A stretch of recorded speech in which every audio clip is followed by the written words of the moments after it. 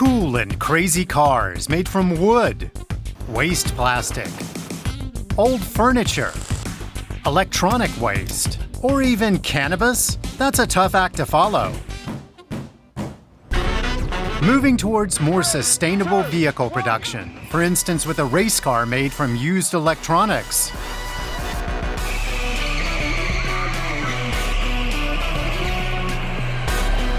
Britain's Envision racing team based their vehicle Recover E on the race car with which they've competed for years in the international, fully electric racing series, Formula E. The idea is to use the platform that Formula E provides, the media platform, to talk about other equally interesting subjects. And one of them is e-waste, which has been identified as a key growing threat. Over 80% of the world's electronic waste winds up on the scrap heap. African countries in particular are often misused as dumping grounds for waste from highly industrialized nations. By the year 2030, it's thought that our planet will be littered with 82 million tons of e-waste. What is wasted is a lot of very important and precious and valuable materials.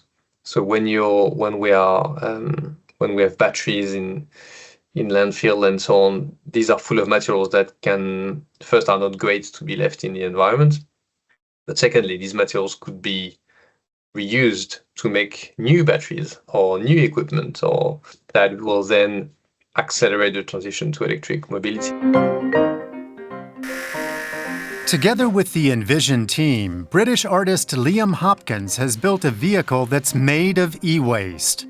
Out of old laptops, batteries, game consoles, cell phones, chargers, CDs, and e-cigarettes, the innovative designer from Manchester has created a spectacular Formula E racer. It's one thing to have a press release or talk about a subject, and that's okay. But if you have something very visual and very striking to look at, it intrigues people and it gets their attention. It's a piece of art, you know. It's mixing art and science. To achieve this, artist Liam Hopkins worked closely with the Envision racing team's technicians. They helped to ensure that the car produced with e-waste is now making the rounds at Formula E's supporting events. This car is not going to win championships, but it's moving. The idea is to use the racing platform to reach new audiences. So what is really powerful is the combination of sport and passion, which come together, and technology and science. They now climb the hill up Beau Rivage. Hughes holds the lead. Fenestrat second. Each year, 40 million spectators follow Formula E and its related activities. 3, 2, 1. Recover E isn't just being shown off at the racetrack. It's taken to the stage at the UN Climate Change Conference in Dubai and the World Economic Forum in Davos. We really amplify all this research and all this work that's being done. So take the racing world into World Economic Forum, gives us access to a new form of audience and excites them and hopefully moves the needle, and then vice versa. The Recover E project taught his team how to make cars more sustainably and use recycling more effectively.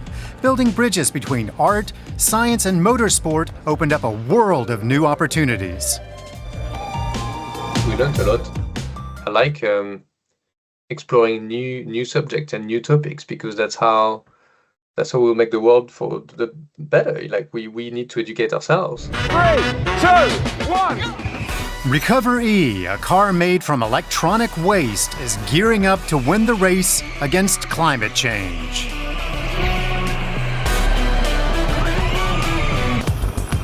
This sporty two-seater also aims to help the environment. It's mostly made from plastic waste.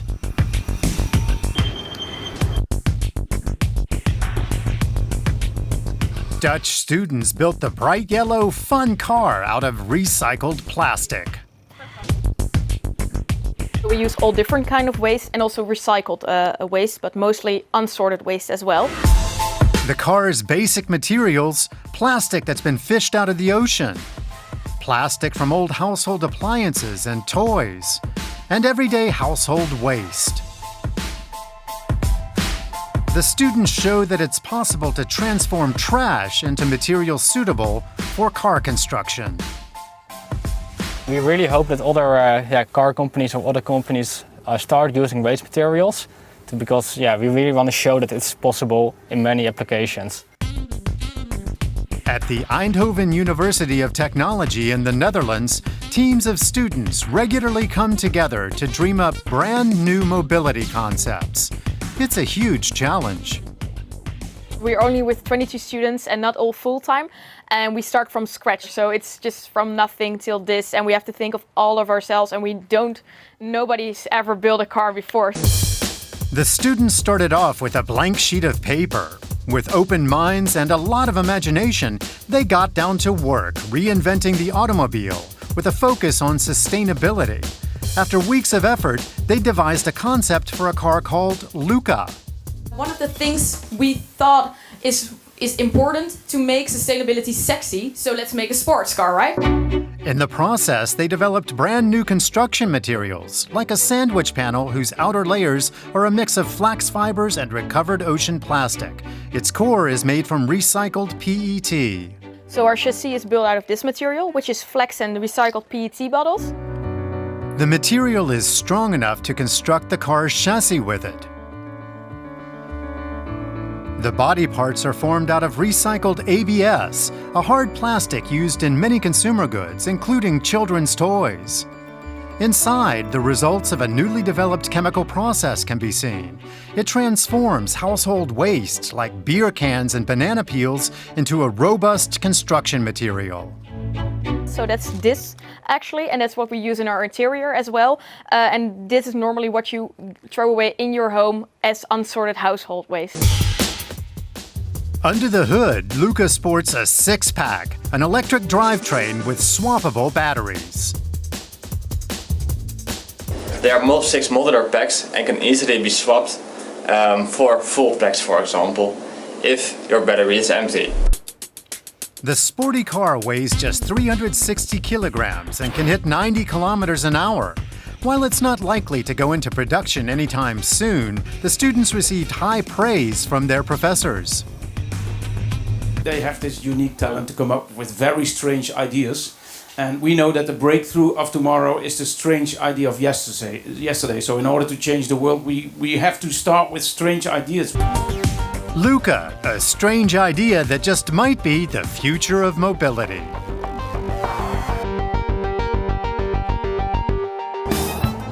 Here's an even stranger idea, a car made from cannabis, a plant most associate with recreational drug use.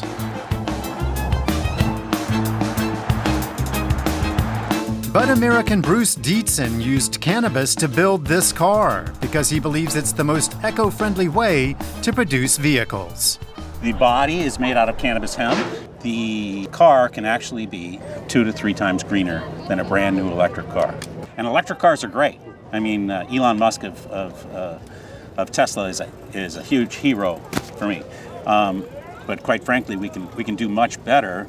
We have to make as much stuff as we can out of carbon negative materials. That's perhaps the biggest way that we can address the climate crisis.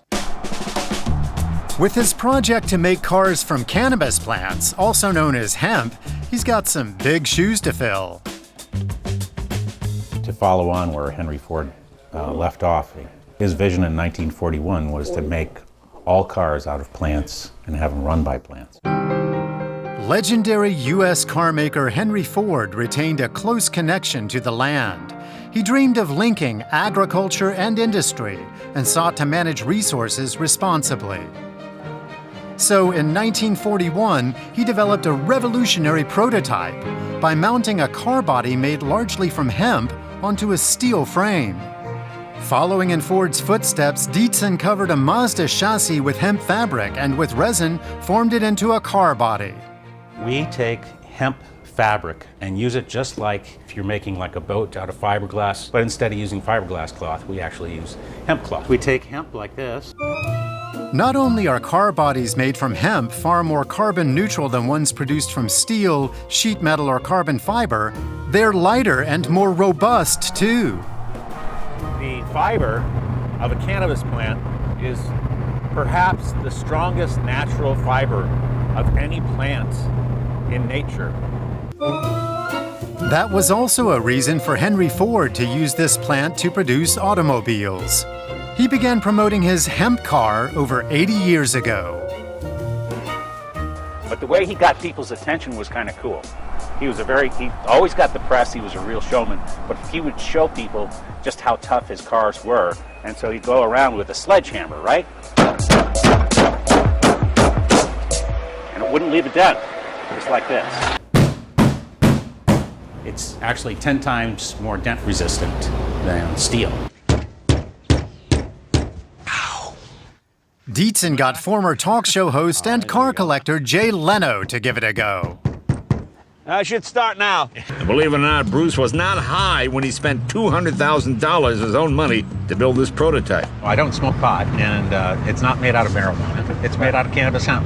You could smoke all the cannabis hemp you could possibly want, and you won't get high. Cannabis has long had an unsavory reputation because the flowers harvested from female plants can also be used as the drug known as marijuana. And that proved to be the undoing of Henry Ford's hemp car. The U.S. Marijuana Tax Act of 1937 slapped an excise tax on all hemp sales, making it too costly for mass auto production.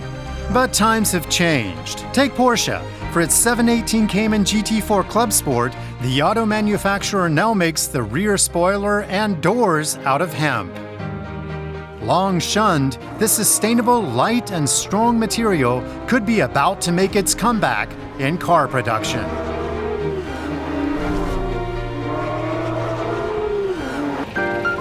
But it's not the only material that's back on the streets. Wood is too.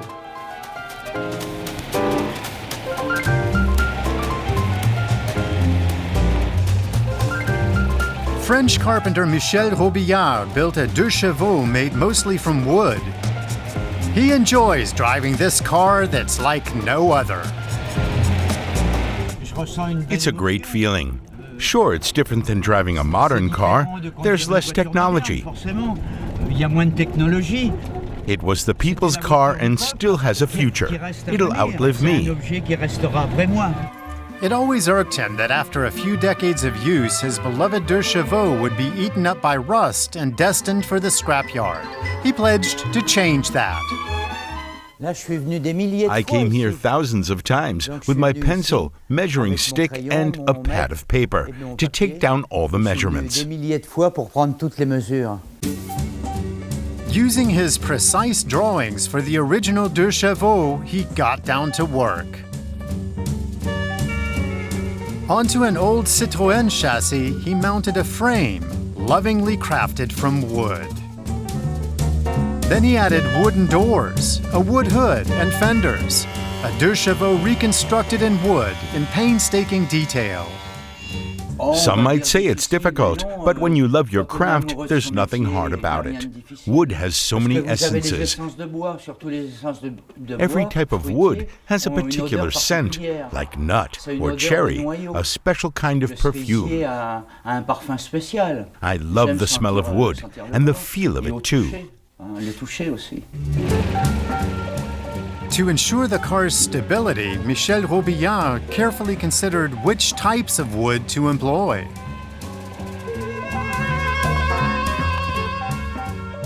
I used 4 different varieties of timber, all wood from this region. For the wings, I used walnut. For the hood, pear, with these 22 ridges here. The headlights are also walnut, carved out of a single piece of wood. The door panels here are made from cherry, a wood that's quite light. The whole car weighs just 600 kilos. It's not very heavy. The trunk lid is also made from cherry with the Citroën emblem. Michel Robillard has no plans to mass produce his wooden car. His Deux Chevaux will remain one of a kind. I hope to display it in art galleries and major museums. And his wish seems to have already come true. The director of an art museum has bought the Deutsche for 210,000 euros. Other wooden cars sell for far less. Models from iconic British sports car maker Morgan start at a mere 50,000 euros. Even if the company keeps going with the times and now offers e-cars with a futuristic design, Morgan still makes its frames from ashwood, though they're now covered with aluminum body panels. But they're all very light, you see, once you've... Well, yeah, That's a whole car. And it seems to last forever, Yeah. so that's partly why we use wood. We also use wood, to be honest, because it's environmentally correct. Sustainable and surprisingly strong, as this accident footage shows. Little wonder that the auto industry is becoming increasingly interested in wood, which is much tougher than its reputation. Intensive research is now being conducted into the use of this material in cars, as its low weight could help extend the range and efficiency of EVs. Maybe wooden cars will soon no longer be a rarity on our roads. Edd China's vehicles are also rarities, ones that never fail to turn heads.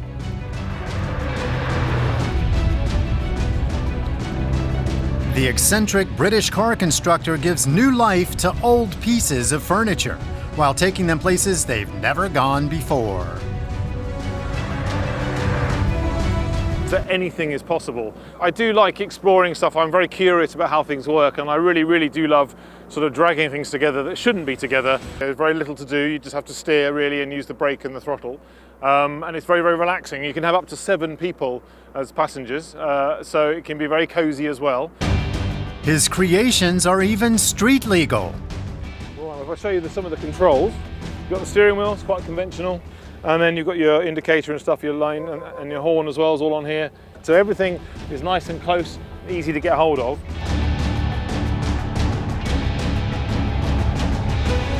I guess nobody else is really doing that, so it's quite nice to be in that strange space. But it's also about pushing the limits and then just seeing how far you can take that. That's why he turned a sofa into a vehicle that you can steer with a pizza pan and brake with a beer can. You hit the gas using your knee. Now, it's wonderful being out in the countryside. The smells, the sights, the sounds are all so much more visceral. It really is what the sofa is all about. I was trying to build a car that was nothing like a car, and I just thought, well, a sofa would be obvious, because obviously if you were lazy enough and you had an engine, had a sofa, why not drive around in your living room? By now, it should come as no surprise that Edd China has also constructed a bathroom on wheels. Everything you need to splash around in style has been attached to the frame of a motorcycle. Rubber duckies included. This is an original Thomas Crapper system, so by a guy who invented the water closet as well, for one thing. And then of course you've got a lovely roll-top bath there, very comfortable for passengers and all that kind of stuff. With his wacky creations, Edd China demonstrates that modern technology can make just about any idea a reality. And that mobility is about far more than just getting from A to B. I could actually change the world and make it a better place. But there's always been an engineering purpose behind it, and that's part of the challenge. It's just nice to do stuff for fun, but at the same time it has a second or third purpose as well, and I think really that's really where this is going. And you've got to do stuff that amuses people, but it has to have a point. Giving mobility a boost by taking risks, trying out crazy ideas, and blazing new trails. Will these 5 unusual concepts pave the way for the autos of the future? What do you think? Tell us in the comments below. And don't forget to subscribe to our channel.